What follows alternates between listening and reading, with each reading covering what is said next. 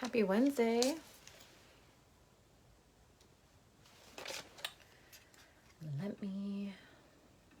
Happy Wednesday.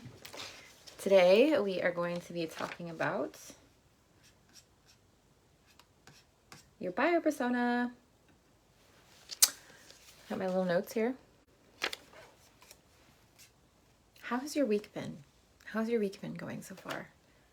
We're halfway through. Okay, let me just pull this up.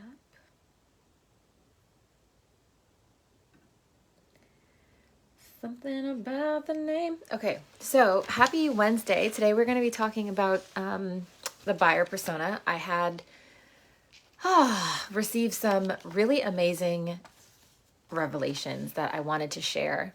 I feel like one of the things that I'm really good at, so rewind, if you're watching this as a replay, hashtag IGA, so I know you're watching it as a replay, and if you're watching this live, say hi. Would love to know who's here. And if you have any questions, obviously I'm here to answer them. So I do have a degree in marketing. I went to Cal State Northridge, CSUN. And I feel like one of the gifts that I have is the ability to take something that is complicated and make it very simple. Explain it in a way that's very simple. Because when you hear a lot about like customer journey or positioning and different things like that, not only sometimes is it hard to understand, there also is multiple different contexts in which you can use that type of information. So one thing that I notice often gets confused is the buyer persona. Buyer persona could be called your ideal customer. It could be called your soul client. It could be called your ICA, your ideal customer avatar. There's basically who it is that you're selling to. There's whatever name you want to choose. Who is it that you're selling to? So basically, having a buyer persona is like the foundation of your business. Having a buyer persona is the foundation of your sales, your marketing, your messaging. Obviously, there is the component of like, okay, who I am, what my business is about, what is my offer, different things like that. But at the end of the day, this is to be sold to someone. And if you don't know who that person is, then it's going to be very difficult for you to do all the other things inside of your business. So that's why it always starts here. But a lot of the times, the way that it's explained can sometimes be a little bit confusing, or it could be so shallow and there's not enough depth to it that you're not able to actually attract your ideal client, attract your, ideal buyer, because you just don't have the right perspective, the right information about it. So basically a buyer persona is like a profile of who your ideal customer is. So this is just kind of like the surface level stuff. And I like to think about it as a dating profile, because it's like, who is the ideal person that I want to date? Like, what are their characteristics? What are they like? What are their interests? Things like that. That's essentially what you want to have. It's not enough. I think the biggest mistake that most people make is that we keep a lot of stuff in our heads. We keep our offer in our heads, we keep our buyer in our heads, and we're expecting everyone to know what's in our mind. It's like, that's poor communication skills. It's like you being mad at someone and not telling them that you're mad at them, and then they come around and then you have this attitude and you're like, you should be able to read my mind. You should know why I'm mad at you. Like, it doesn't work like that. So if you cannot articulate your business, your offer, your buyer to yourself or to your team, then like, how do you expect to grow? Also, what we think in our heads is different than what we actually are able to express. And when it comes to running a business, knowing your offer and knowing your buyer, you have to be able to express that in terms, in words that another person can understand, a lot of business terms as well. And if you're not able to do that, then it's going to be very difficult to sell. So a lot of times people cart this before the horse and they forget to do this part, or they don't, like I mentioned, do it in a way that is in depth, that actually allows them to then apply the different strategies to attract the right people. So basically that's what it is. It's like your dating profile, okay? Like your Facebook profile, like who are these people? What are the interests? So the next thing is asking yourself, I have literally no idea, like like what I wrote. It's just like chicken scratch. I'm like, okay, like let's take them through this journey. What the heck is this? Why is it? Oh, why obviously a buyer persona is important is, again, like I mentioned, it's the basis for what all that you do. It is the basis for your mindset. It is the basis for your selling. It's the basis for your marketing. It's the basis for your messaging. And it is the basis of the community that you're going to build. So if you keep it surface level and you're like, I'm just going to help female entrepreneurs, like, what does that really mean? Because there's so many depths of different types of female entrepreneurs. There's so many things that they need. There's so many industries and niches. It just doesn't work like that. So it's so important. And I can't express this enough, because if you don't have this right, then everything else you're doing seems a lot harder, will be a lot harder.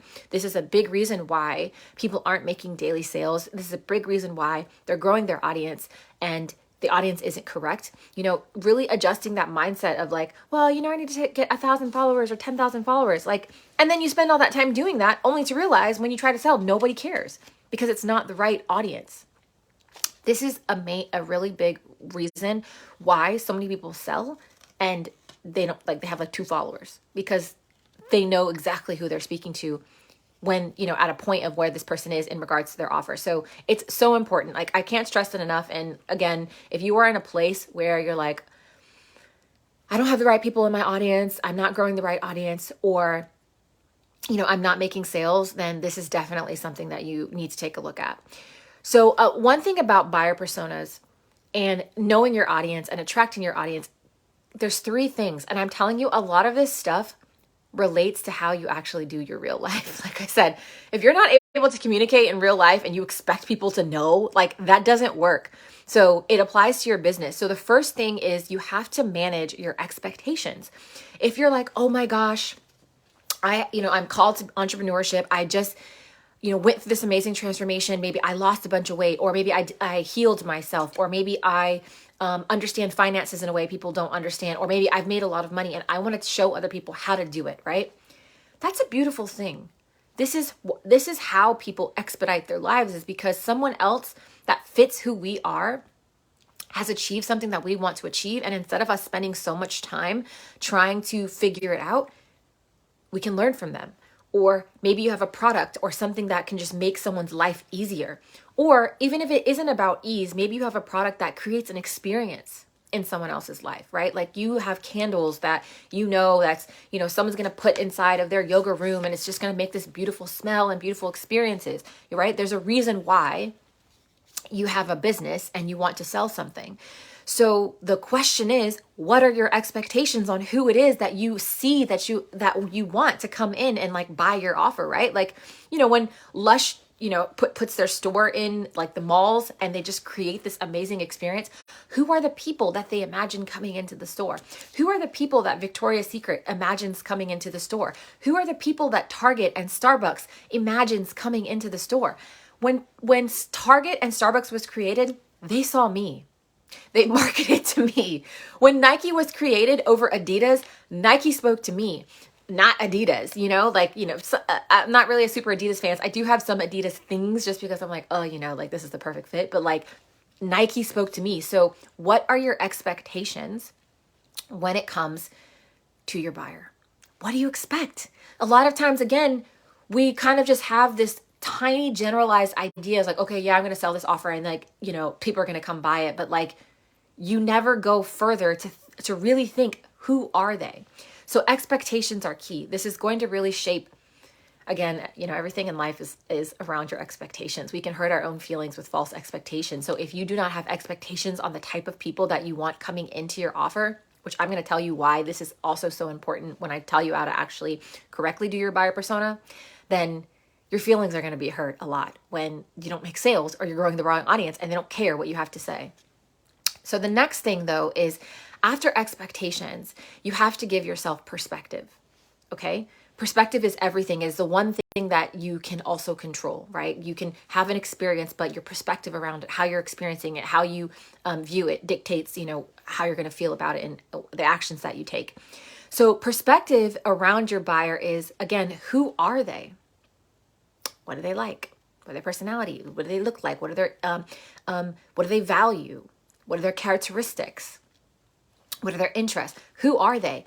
But when it comes to perspective, we have to give the wider our perspective is on anything in life, the more growth we experience. So I'm always asking myself, what is my perspective on this? And can my perspective get wider? Can my perspective be bigger? And can I see this from a new perspective? Can I see this from someone else's perspective? So when you are crafting your buyer persona, it's not enough just to stay surface level. You have to expand your perspective on the depth of who this person is, mind, body, and soul. So we'll talk about that in just a second. And then the last thing, expectation, perspective, and communication. Communication is the thing that makes the world go round. But at the same time, if you have false expectations, if you don't have the right perspective, then your communication is going to be off. So communication is so key in your buyer persona, because if we are not able to articulate ourselves, if we're not able to express ourselves, use the right words, how the heck are they going to understand what we have?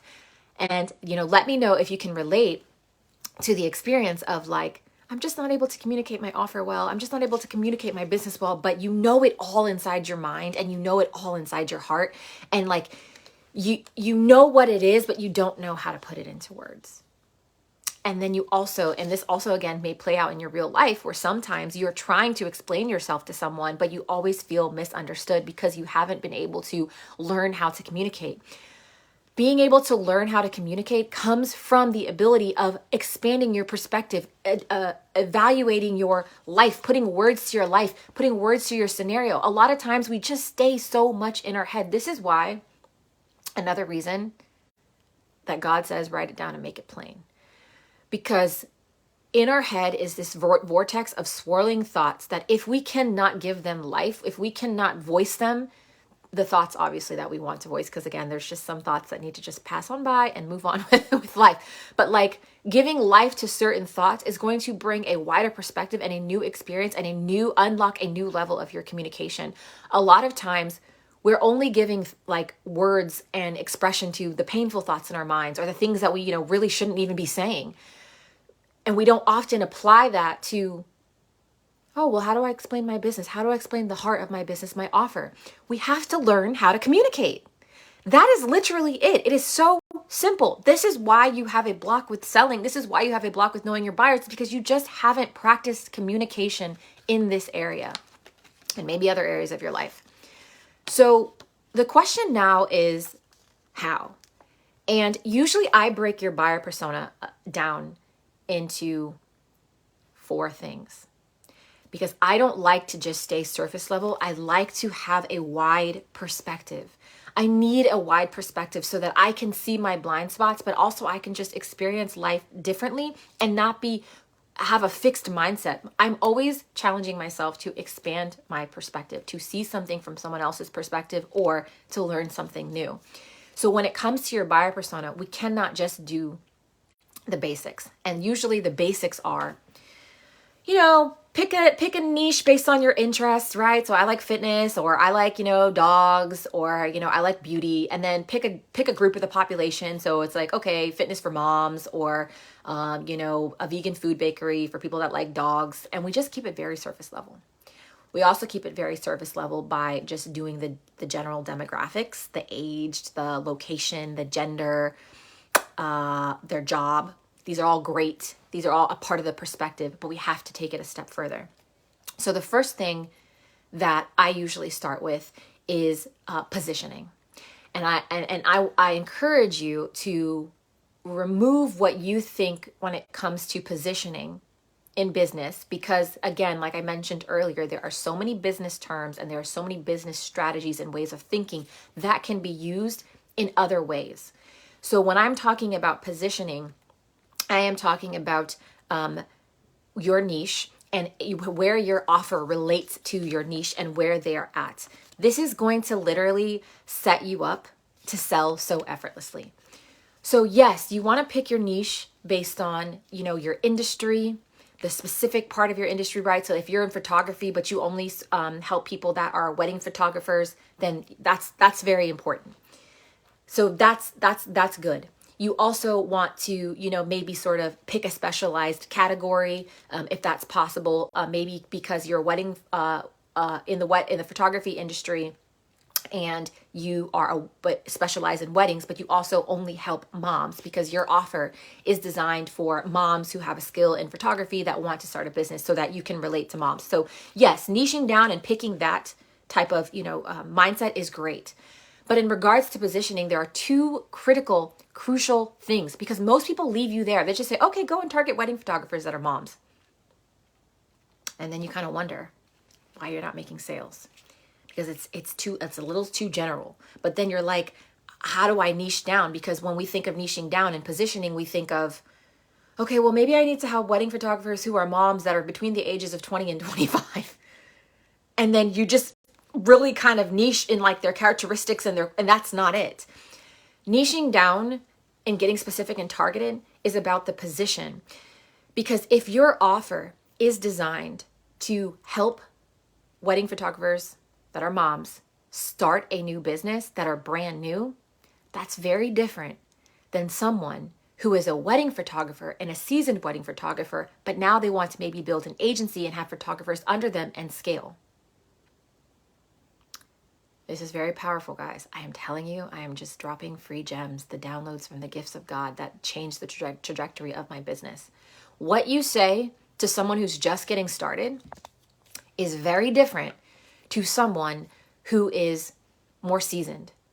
So a lot of the times, again, we stop there and we don't connect our offer to our buyer. So we have to ask ourselves, what position is my buyer in relation to my offer? So if you were someone who was a mom that was able to make a transition and build a wedding photography business and do this full time, then you're helping someone in that same starting point.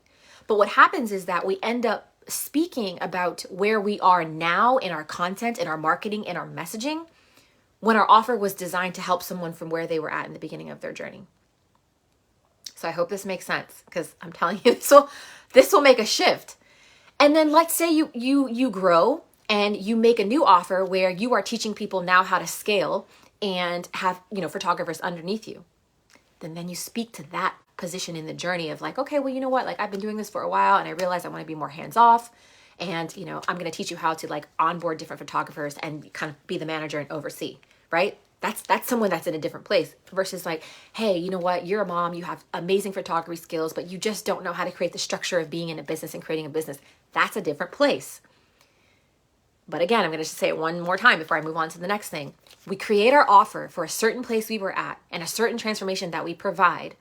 But when we position ourselves, we talk about it from where we are now. And we forget to talk about it from the perspective of when we just started, which is where your customer is at, which is then the messaging that they can relate to. Okay? And so a major key to this is that you literally are your buyer persona. You are your buyer persona. If you don't know who you're speaking to because you've never been in that situation, or you're trying to sell something that you've never lived, it's going to be so hard. But if you are your niche, you were once in that position and you've achieved that transformation. So guess what? You can speak to the pains of what it was like trying to figure things out. You can speak to the pains of overcoming objections because you've lived it. So this is how you take your story but make it about them. Because in essence, you are using your story as an example, not like, I'm talking about me. It's just my story and it's all about me. It's like, oh no, you know what? Someone had the objection of like overcoming investing in themselves and, stepping out in faith and building this business. Hey, I was there too. Let me show you how I overcame it, because it's not anymore about you. It's you using your story to explain and give example and a testimony of how you achieved something, but also you are literally speaking to an identical experience that you have had. So this is then how you feel like if you've come across people and they're like, oh my gosh, like they're in my head. I feel seen, heard, and understood. Like you're speaking to me. It is because of this. And this is how you can also do that for your customers, okay? Or your buyers, whatever. Like I said, there's so many names to call this. And then the next thing is that we do want to have a traditional buyer persona. we do want to have the demographics, the age, the gender, the location, the income level, how they make purchase decisions, what social media do they hang out on, do they need social reviews, what kind of job do they have, what's a day in their life like. We need that. That's important. And what are their interests or characteristics? Do they like, Tony Robbins? Do they go to, they drive Mercedes? Do they shop at Lululemon, drink Starbucks? Like, we want to know those things. Those are all important because they help us relate, but most importantly, targeting and demographic, right? Like if you do paid advertising, if you hire other people and you want them to do target-based marketing, they need that information. So it is important, but again, that's kind of usually what you get, and then you're off to the races and you're like, what exactly do I do with this? Also, it is important because then you can kind of speak to the lifestyle and the experience that they're having when you have that information. Then the third component of this perspective of your buyer persona is a visual buyer persona. We tell stories. We are humans. We live in stories. We think in stories. We speak in stories. We remember in stories. Stories are images with words, okay? Social media is all about stories. Even Twitter threads are stories. And so having a visual buyer persona isn't only just like a vision board, right? Like just seeing in your mind, who this ideal person is, what they look like, but you also want to marry it with your brand. So if your colors are like coffee and warm tones, or if it's, bright and neon, then you want to have that representation visually on top of who it is that you're looking for and what they are expressed like, because then it's going to help you when it comes to the creative side. When you're creating things, when you're creating visuals and you want to paint stories in people's minds, now you have a reference point.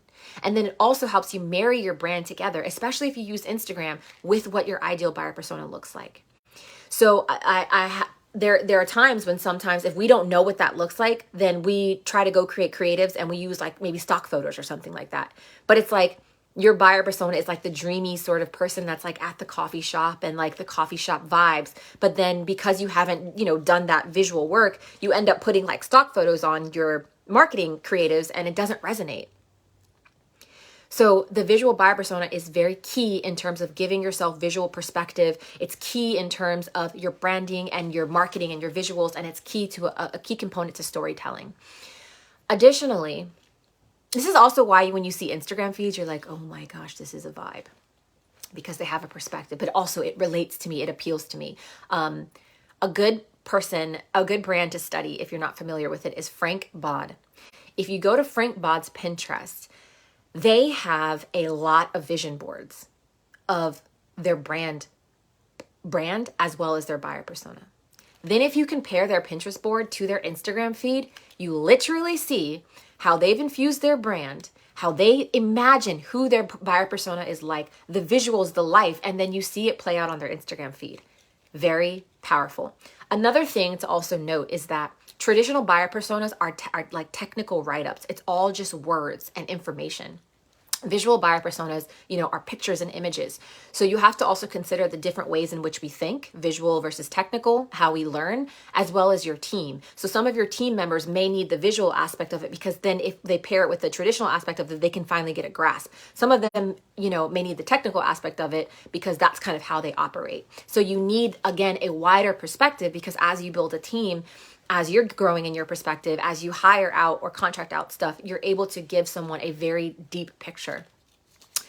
And then the last one is, I like to call this my manifest buyer persona, because then this is what it triggers in the mindset. This is what brings in the energetics, because now that you have like the technical stuff, the strategy stuff, the visual stuff, the,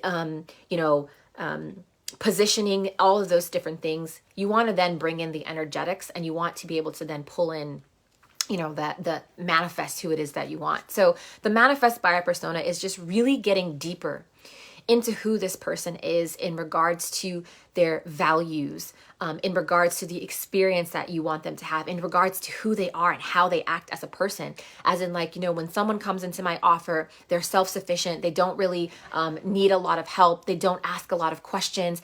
They're self-motivated. They're heart-centered. And just really bring in those characteristics, right? They are kind, they're giving, they serve, they drink Starbucks. It's just all the different things, right? They have a forward-thinking mindset, all these different things that you're thinking about, right? Someone who's diligent, and then you can kind of start to manifest that and call forth the energy of who someone is, because now you clearly can identify who they are. And then now you just bury it into your mindset, into your subconscious mind. And I promise you, when you do all of this, you literally, like, you will look at your customer and you're like, oh my gosh, I created you. I called you in. You are literally down to the T in terms of your position, your age, your gender, demographics, your location, the visual, like you look like them. And then like energetically, I've called you in. This works. So this is 4 perspectives. This is a wide four range perspective on how you call in your buyer persona. Again, this is for your team. This is for you. And this is literally going to help you make effortless sales. This is why sales become easy. And again, this is the foundation. It's the foundation for everything that your business is built on. Your sales, your marketing, your messaging, right? Like how can you get your visuals right in your marketing campaigns if you don't even really know visually what you're selling and who they are? How can you get your messaging right and speak to them if you don't really know how to communicate with them because you don't know who they are, right? Just like how there's several different communication styles. I talk about this in some of my content. What is your followers, your audience's language? Some of them are emotion. Some of them are storytelling. Some of them want straight to the point. Some of them are matter of fact. If you don't know these things about your audience, like your communication is always going to be off with them. Okay? So let's sum this up. You have your expectations, who it is, like what do you want? Like what are you expecting? You have your perspective. You want a wide perspective on who it is you're talking to. And you do this by positioning your niche, not like getting specific and targeted on like, the micro details of who they are. It's positioning yourself on where they are in their journey in relation to your offer. And then you also have your traditional buyer persona, which of course is, the technical write-up, the demographics, age, gender, location. You have your visual buyer persona, which gives you that storytelling aspect that brings in the branding, that brings in the creativity, that brings in the things that people can see. And then you have your manifest buyer persona, which is the energetics, calling in that actual person and manifesting your ideal avatar. So you're pairing those all together. A lot of times, all of these things are done separately. So then again, you don't have this full picture, this full perspective of who it is that you're selling to and being able to communicate with them. Now that you know who you're talking to, you can learn their language, how they communicate, how they receive information, and then you can start to learn the words that are going to resonate with them, because when you position yourself as your buyer, like you just share your story. You just tell your story, but you tell your story with strategy, right? Like you understand the customer journey of where they were to where they want to be, and now you just tell your story, but now you know how to speak to them, and there's more intentionality behind it. Okay, so hopefully this will, unlock some things and help you crack open your sales process. This is something that I do talk about inside Followers to Sales, which basically is learning how to use the art of storytelling. But when we start Followers to Sales, the first thing that we go through is this entire process. So that's something that you're interested in, just, let me know in the comments and I'd be happy to break that down more for you. But basically Followers to Sales is learning how to grow targeted and engaged followers and then turning them into paying customers by learning strategies like this so that it becomes effortless. Because that's what I value. It's my time back and, things being easy. So hopefully this gives you a deep perspective. If you feel like there is someone that needs help with this, that would find this valuable, then I would love if you invite them to this group if they aren't already in here, and tag them. And of course, if you have any questions, drop them in the comments. I'm very happy to answer this. And if you do use this and start to see that there's a shift in your communication skills and also bringing in new followers and new customers, I would love to hear about it. So that is it. Happy Wednesday. I hope you have an amazing day and I will see you tomorrow.